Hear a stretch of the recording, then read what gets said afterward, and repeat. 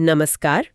आज हम बात करेंगे स्ट्रक्चर्ड क्वेरी लैंग्वेज पर, जिसे हम सब एसक्यूएल के नाम से जानते हैं। जी। हमारे पास जो जानकारी है वो एसक्यूएल की बेसिक्स, एकेडमिक जगत में इसकी क्या जगह है और हाँ, स्टूडेंट्स को क्या आम दिक्कतें आती हैं उस पर है। कोशिश रहेगी कि इसे आसान बनाया जाए। तो चलिए शुरू करते हैं। एसक्यूएल आखिर है क्या चीज़? देखिए, एसक्यूएल जो है वो डेटाबेस को मैनेज करने की एक स्टैंडर्ड भाषा है। मतलब एक तरीका है डेटाबेस से बात करने का। अच्छा, मतलब डेटा डालने, पढ़ने, अपडेट करने। हाँ, और डिलीट करने के लिए भी। जैसे हम CRUD ऑपरेशंस कहते हैं। CRUD, हाँ। और ये MySQL, PostgreSQL, Oracle जैसे बड़े RDBMS प्लेटफॉर्म्स पर चलती है ना? हाँ, बिल्कुल। ये सब इसी भाषा को समझते हैं ज्यादातर। और एक दिलचस्प बात ये भी है कि एसक्यूएल सिर्फ डेटा निकालने, मतलब सिर्फ सिलेक्ट क्वेरी के लिए नहीं है। अच्छा, और किस लिए है? इससे आप डेटाबेस का पूरा ढांचा, उसका स्ट्रक्चर डिफाइन करते हैं। जैसे नई टेबल्स बनाना, उनके बीच का रिश्ता होगा, ये सब तय करना। ओके, स्ट्रक्चर बनाना भी। जी। और रियल टाइम डेटा पर रिपोर्ट्स वगैरह बनाने में भी ये काम आती है। ठीक है, तो अगर किसी को इसे इस्तेमाल करना शुरू करना हो अपने कंप्यूटर पर, इंस्टॉल कैसे करते हैं इसे? क्या ऑप्शंस हैं? कई तरीके हैं। जैसे MySQL का कम्युनिटी सर्वर आता है, वो फ्री है। या फिर XAMPP जैसा पूरा पैकेज डाल सकते हैं। उसमें अपाची, MySQL, PHP सब साथ मिल जाता है। हाँ, वो मैंने सुना है। PostgreSQL भी बहुत पॉपुलर है। और SQLite तो बहुत ही हल्का है, कई बार ऐप्स के साथ ही आता है। अच्छा, और इन्हें मैनेज करने के लिए कोई टूल्स जैसे MySQL वर्कबेंच या PGAdmin? हाँ, बिल्कुल। ये IDE जैसे टूल्स हैं। इनसे काम करना, टेबल्स देखना, क्वेरी चलाना काफ़ी आसान हो जाता है। समझ गई। तो ये तो हुई इसके टेक्नोलॉजी साइड। अब आते हैं अकादमिक दुनिया पर।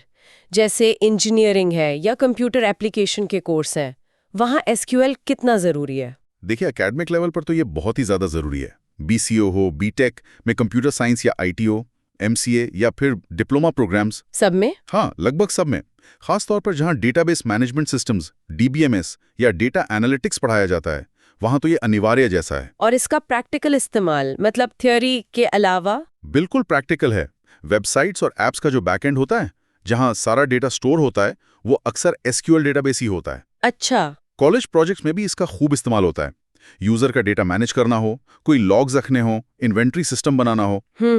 असाइनमेंट्स में भी आप देखेंगे अक्सर SQL क्वेरी लिखने को कहा जाता है, या फिर डेटाबेस डिजाइन करने को, नॉर्मलाइजेशन करने को। नॉर्मलाइजेशन और ये ER डायग्राम्स, जॉइन्स, सब क्वेरीज, ये सब भी असाइनमेंट्स का हिस्सा होते हैं। जी हाँ, ER डायग्राम बनाना मतलब डेटाबेस का नक्शा तैयार करना।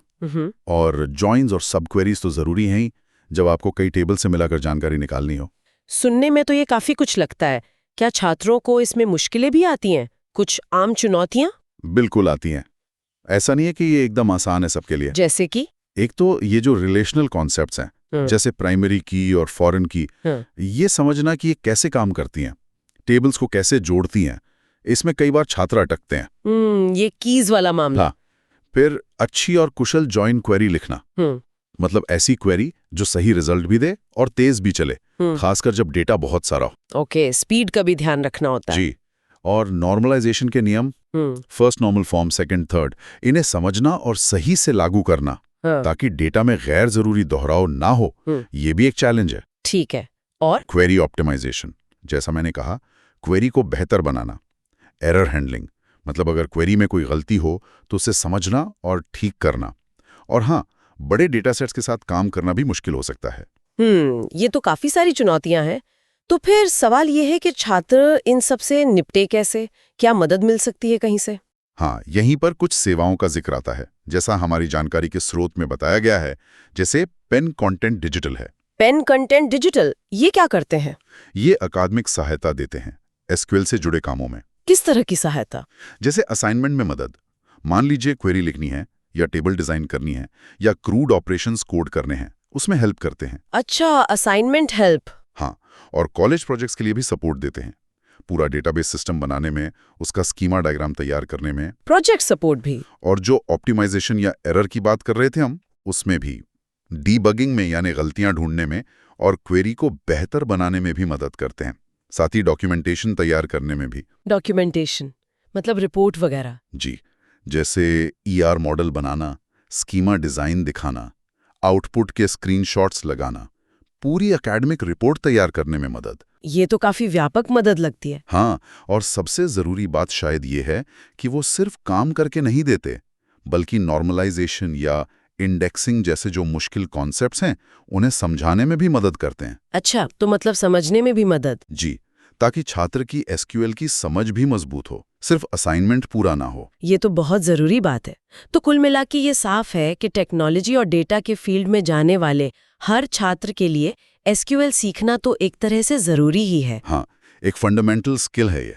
लेकिन जैसा आपने बताया, सिर्फ क्वेरी लिखना सीख लेना ही काफी नहीं है। उनको ऑप्टिमाइज करना और लॉजिकली डेटाबेस को डिजाइन करना, ये शायद उससे भी ज्यादा जरूरी है। बिल्कुल सही कहा आपने। निष्कर्ष यही निकलता है कि एसक्यूएल क्वेरी लिखना शायद पहला कदम लगे, आसान भी लगे, पर असली खेल है उन्हें ऑप्टिमाइज करने का और एक अच्छा सोचा समझा डेटाबेस डिजाइन बनाने का। और पेन कंटेंट डिजिटल जैसे जो एकेडमिक पार्टनर्स हैं, वो इस सफ़र में काफ़ी मददगार हो सकते हैं, चाहे वो बिल्कुल बेसिक क्रड सीखना हो या फिर फाइनली ये प्रोजेक्ट का कोई कॉम्प्लेक्स डेटाबेस मॉड्यूल तैयार करना हो। और जैसा मैंने कहा, समझाने और सबमिशन के लिए तैयार डॉक्यूमेंटेशन में भी। सही। अब यहाँ एक बात सोचने वाली है, जो श्रोताओं के लिए भी हो सकती है। अगर छात्र सिर्फ क्वेरी लिखने तक ही सीमित ना रहें, बल्कि डेटाबेस डिज़ाइन की जो सिद्धांत है, जो प्रिंसिपल्स हैं, उन्हें गहराई से समझें, तो ये चीज़ सॉफ्टवेयर बनाने के उनके पूरे नज़रिए को, उनके अप्रोच को कैसे बदल सकती है, इस पर विचार किया जा सकता है।